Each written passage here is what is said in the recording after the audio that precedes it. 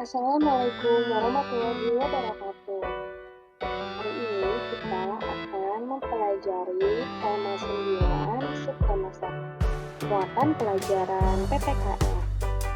Materi yang akan kita pelajari pada video kali ini adalah mengenai hak dan kewajiban di lingkungan sekitar. Simak videonya baik-baik ya. Menjelaskan apa itu kewajiban. Lingkungan yang asri, nyaman, dan aman merupakan lingkungan yang diinginkan oleh setiap orang. Untuk mendapatkan lingkungan tersebut, kamu perlu menyeimbangkan antara hak dan kewajiban.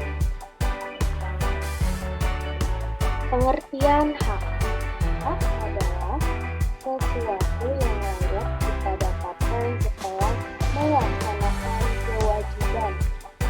Sedangkan kewajiban adalah segala sesuatu yang harus kita kerjakan. Contohnya nelayan. Nelayan memiliki hak untuk mendapatkan ikan dan kewajibannya adalah tidak merusak terumbu karang. Hak terhadap lingkungan merupakan hal-hal yang harus kita peroleh dari lingkungan.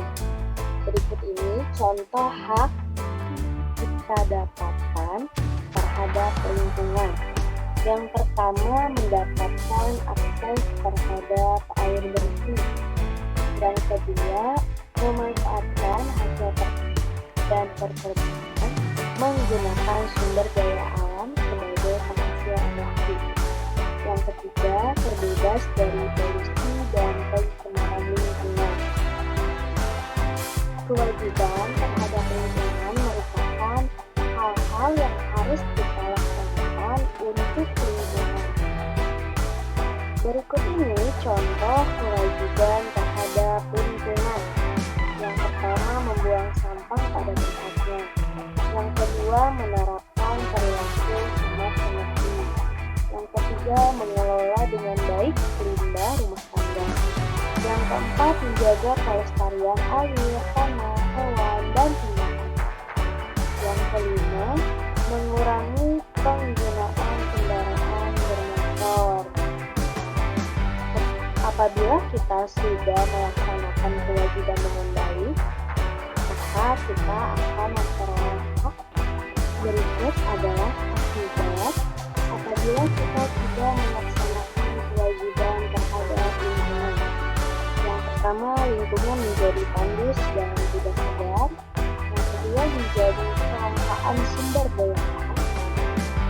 Yang ketiga, tercemar karena adanya polusi. Yang keempat, kesulitan beraktivitas karena kelangkaan energi.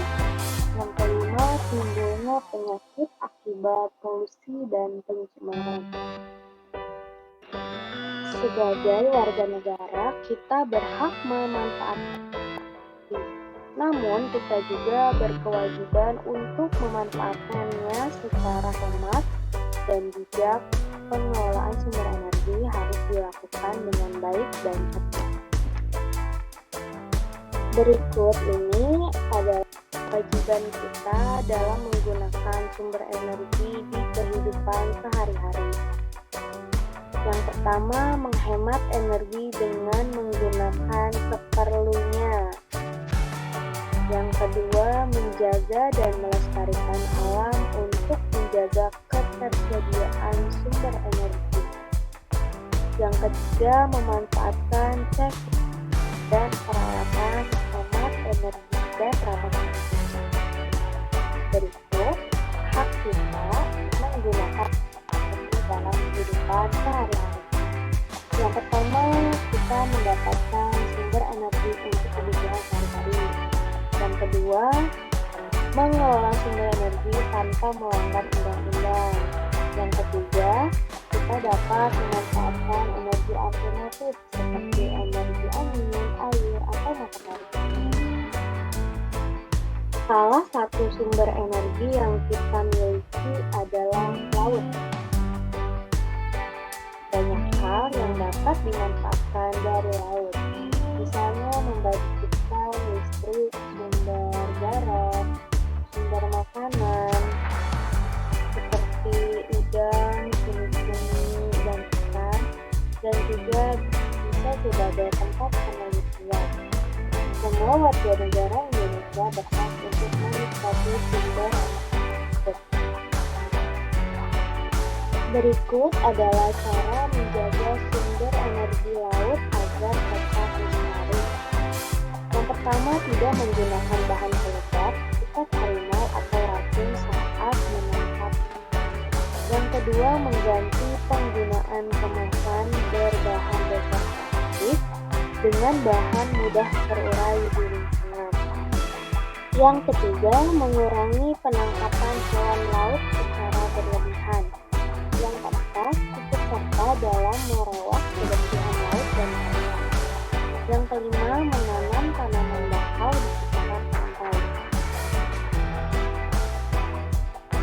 Perilaku di lingkungan masyarakat di sekitar kita, ada yang hemat energi, ada pula yang boros energi. Berikut contoh perilaku boros dan hemat energi di masyarakat.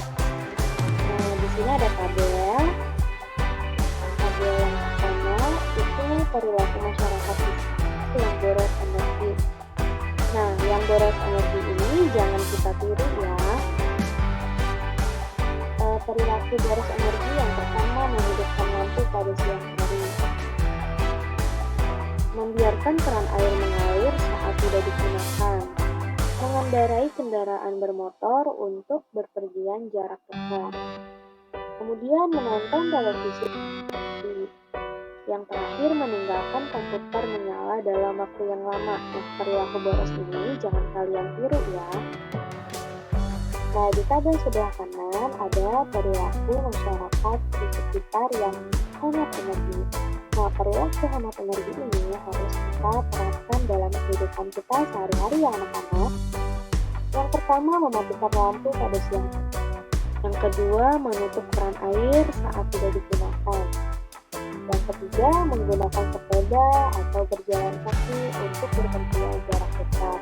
Selain dapat menghemat energi, dengan berjalan kaki atau menaiki sepeda itu dapat membuat tubuh kita sehat.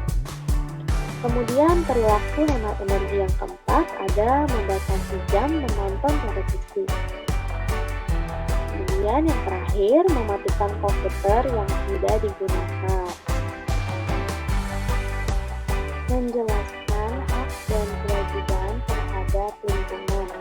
Yang pertama, di lingkungan hutan. Kewajiban kita terhadap lingkungan hutan yang pertama, melakukan reboisasi. Yang kedua, tidak menebang pohon secara berlebihan. Yang ketiga, tidak membuka lahan tambang secara. Berikut contoh hak terhadap lingkungan hutan. Yang pertama, mendapatkan udara segar. Yang kedua, menikmati keindahan hutan. Yang ketiga, memanfaatkan kayu pohon sesuai aturan. Yang keempat, memanfaatkan tumbuhan sebagai bahan makanan dan obat. Yang kedua, menjelaskan hak dan kewajiban terhadap lingkungan sungai. Kewajiban terhadap lingkungan sungai yang dapat kita lakukan adalah: yang pertama, tidak membuang limbah ke sungai. Yang kedua, menanam tumbuhan di sepanjang sungai. Yang ketiga, tidak mendirikan bangunan di sepanjang tepi sungai. Yang keempat, tidak membuang sampah ke sungai. Berikut contoh hak terhadap lingkungan sungai. Yang pertama, kita dapat menggunakan air untuk keperluan mandi dan mencuci. Yang kedua, kita juga dapat memanfaatkan aliran sungai sebagai transportasi. Yang ketiga, kita dapat memanfaatkan air untuk pengairan sawah.